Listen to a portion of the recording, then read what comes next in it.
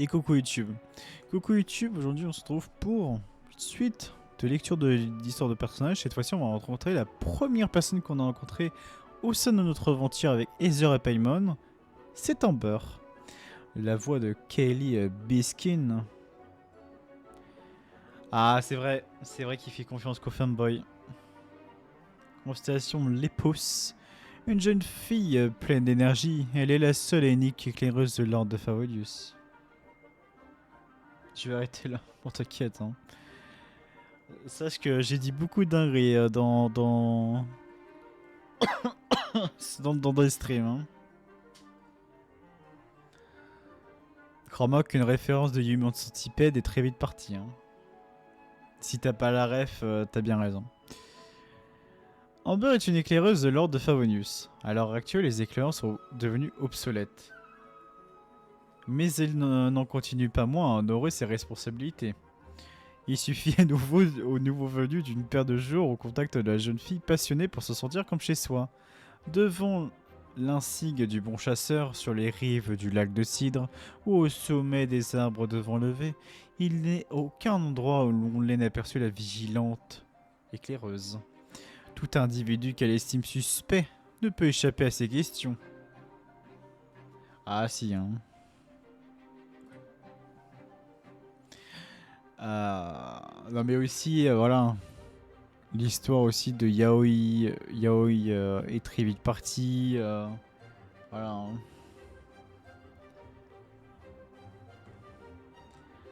L'histoire du personnage hein. Depuis son plus jeune âge, Amber déborde d'une énergie et d'un optimisme résolu. Son enthousiasme brûle à travers chaque journée sans faillir et elle affronte avec bravoure toutes les épreuves sur son chemin. Il arrive cependant parfois que son excès d'énergie soit la cause de problèmes à son corps défendant. Enfant, Amber est une vraie petite terreur. Ses exploits incluent notamment faire tomber sur la tête de son grand-père un nid d'oiseaux en essayant d'en attraper les œufs, ainsi que la mise à feu des feuilles de dendroblob qui se mirent à courir dans tous les sens. Ces bêtises lui valurent au fil du temps d'acquérir une certaine notoriété auprès des chasseurs du coin. Oh, Amber arrivait tout le temps à quitter la scène de ses crimes, et nul même le plus aguerri des chevaliers n'arrivait à la poursuivre. C'était invariablement à son grand-père qui choyait le rôle de limiter les dégâts. L'amour silencieux et inconditionnel de ce dernier était tel une brise chaleureuse qui l'entourait de douceur. Elle était consciente de cet amour rempli de responsabilités et l'acceptait tacitement. Mais ce n'est que lorsque son grand-père quitta les chevaliers de l'ordre de Favonius qu'elle comprit vraiment l'étendue des responsabilités qu'il avait supportées durant toutes ces années. Ouais non mais par exemple, si jamais tu veux aller sur mon YouTube, Rain, par Bran, genre littéralement l'acte de Subiru, j'ai fait beaucoup de références. Par exemple entre Cole et Amber, entre Saino et Tartaglia, non, entre Saino et Tignari, entre Aleitam et Keva, KV, je sais plus comment il s'appelle. Bref, où je trouvais que vraiment chacune de ces relations-là avait une possibilité extrême qui sortent ensemble. Alors, mais en même temps, Aleitam et KV qui se chamaient comme un vieux couple colocataire. Saino, où la seule personne qui dit oui d'accord à tout, c'est Tignari. Et que littéralement, je sais qu'il y a une quête où les deux ils sont dans la même tente lors d'une expédition. Et puis Coley qui est à chaque fois en train d'enjoliver Amber.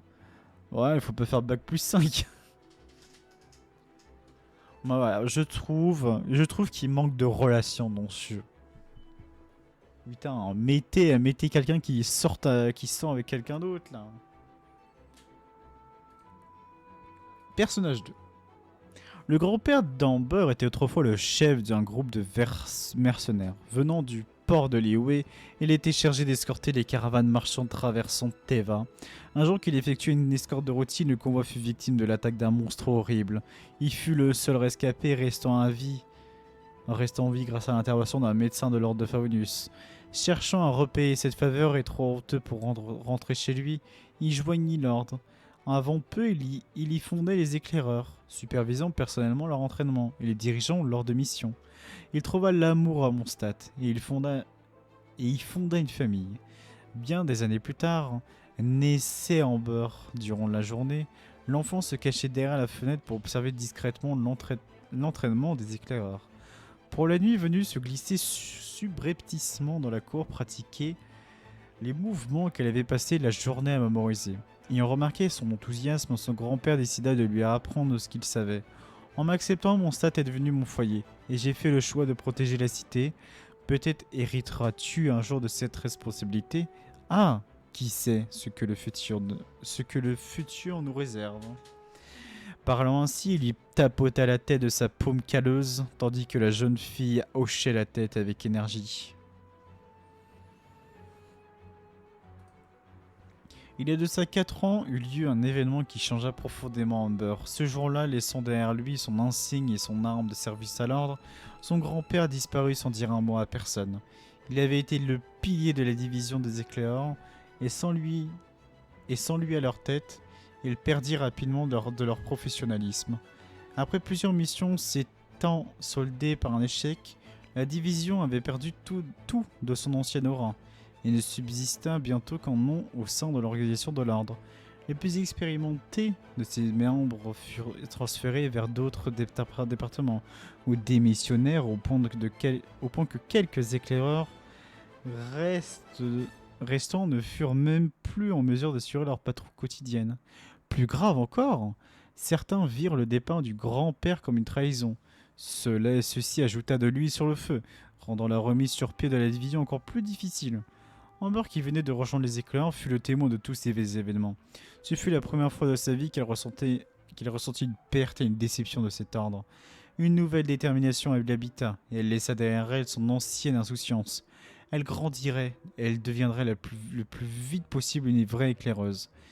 Elle n'avait pas de plan précis et manquait de maturité, mais de courage et de détermination, elle ne manquait point.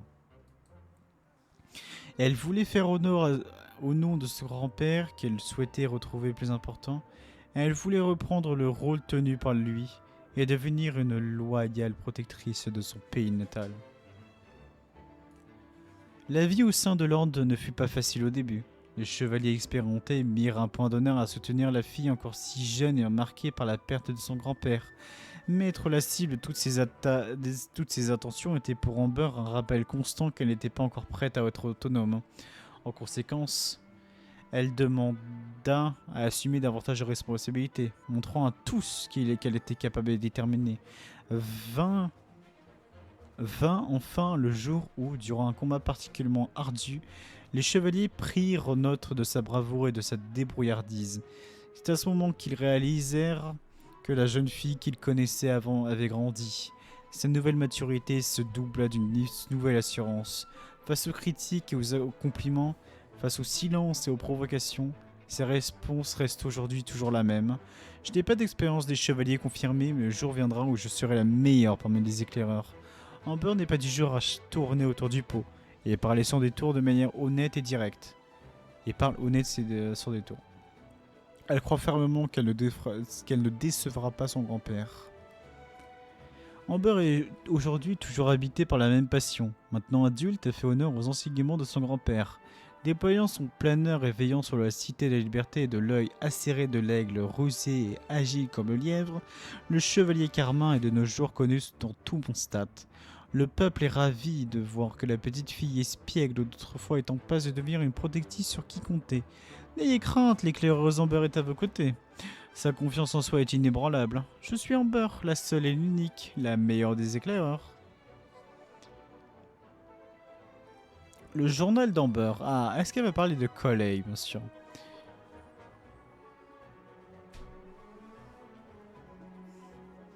Amber ne tient pas son journal quotidiennement, mais seulement lorsqu'elle a quelque chose de mémorable à y consigner.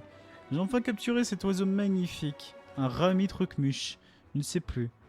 Bref, ça m'a pris 3 jours et je n'ai même pas pu manger ou me reposer. Cet oiseau de malheur n'est pas bête. Il s'était réfugié dans la forêt. Heureusement, mes efforts ont été récompensés. Le meilleur dans tout ça, c'est que Jeanne m'a autorisé à lui piquer une plume comme récompense. Je la porterai sur moi tous les jours. Ok. Donc, je suis en train de chercher sur son truc où était la plume. Je suis pourtant sûr d'avoir suivi la recette à la lettre en grillant à la grillade, en grillant la viande pendant 6 minutes.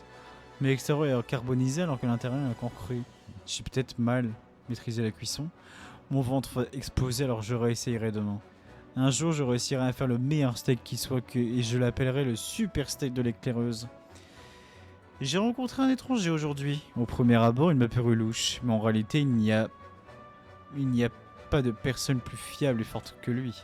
Maintenant que j'y pense, que devrais-je faire si un ennemi de sa trempe me tombait dessus?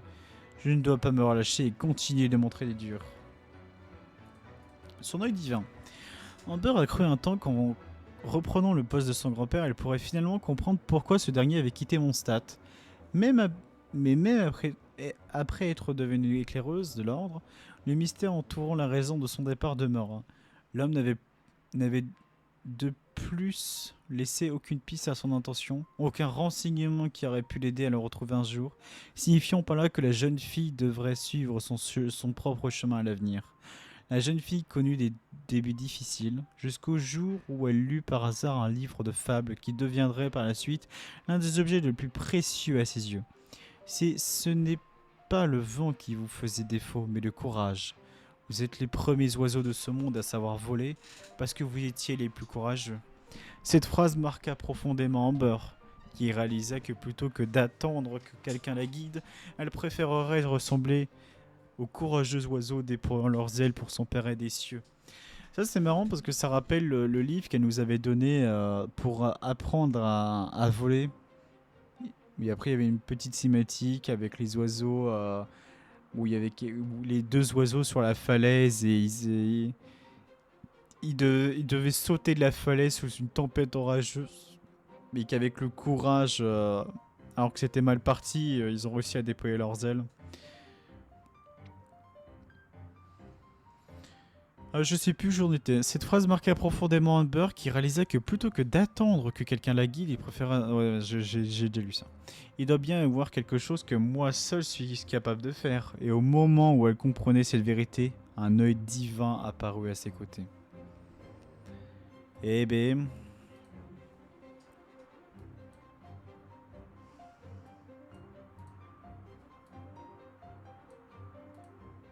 Tiens, à propos de Jeanne au secours. Depuis le départ du grand maître, Jeanne croule sur le travail. Si seulement je pouvais l'aider, ne serait-ce qu'un peu. Jeanne travaille encore? Allez, proposons-lui une tasse de café. À propos de Lisa, on ira voir Lisa quand tu seras libre. L'autre jour, elle m'a raconté qu'il y avait un trésor au Mont d'Ostragon, mais elle n'a pas fini son histoire. Je meurs d'envie de savoir la suite.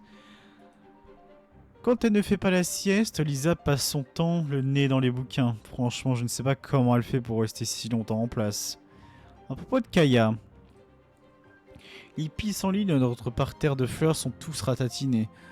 Je suis sûr que c'est cette brute de Kaya qui les a écrasés avec ses gros sabots. À propos de Bennett... Ah non, à propos de... Attends, il y a quoi en Kaya? Je me sens soudainement mal à l'aise. Kaya t'a tenu compagnie, n'est-ce pas? J'espère qu'il ne t'embête pas. À propos de Bennett... Bennett, j'ai déjà entendu ce nom quelque part. Ah, tu parles de cet aventurier passionné? L'autre jour, je l'ai croisé à côté d'un donjon. Il avait l'air à l'affût d'un trésor. Hein. À propos de Clee... Clee fait des bêtises parfois, mais on l'aime beaucoup chez l'Arme de Favonius. Je devrais la surveiller de plus près pour qu'elle évite de se retrouver encore en détention. À propos d'Albedo... Albedo reste enfermé dans son bureau la plupart du temps pour bidouiller des trucs. Quand je le regarde, je me demande ce qui peut bien lui traverser l'esprit. Mais je n'en ai vraiment aucune idée. À propos de Noël... Noël, c'est vraiment une force de la nature. Je devrais la prendre sous mon aile, car je suis son aîné à l'Ordre de Favonius. À propos de Yula... Yula, c'est une amie en vrai. Une vraie. Il faut juste s'habituer à son sens de l'humour et le reste se passe sans problème. Si tant de gens se trompent à son sujet, c'est à cause de son nom de famille. Comment faire pour qu'ils acceptent telle qu'elle l'est vraiment? À propos de Coley... Coley m'a écrit. Elle est désormais complètement guérie de l'Éléazar. Je suis si heureuse pour elle. Si je pouvais, je planerais jusqu'à elle de ce pas pour lui faire un gros câlin. Coley a dit que nous lui manquions tous et qu'elle nous prendra visite dès qu'elle se sentira prête pour nous raconter ses progrès. Ah, ce serait génial si elle pouvait venir lors du prochain Ludi Harpastum. J'ai vraiment hâte de la voir. Mais voilà, elle va faire un gros câlin à Collei, hein. À propos de Mika. Mika, c'est un ancien de l'unité Yula. Au début, il a vu que j'étais proche d'Yula. Alors, il m'appelait toujours commandante. Quand je lui ai partagé mon expérience d'éclaireuse, il s'est mis à m'appeler madame. Ça me met un peu mal à l'aise. On a simplement des responsabilités différentes, lui et moi. Il ne pourrait jamais égaler son expertise en cartographie.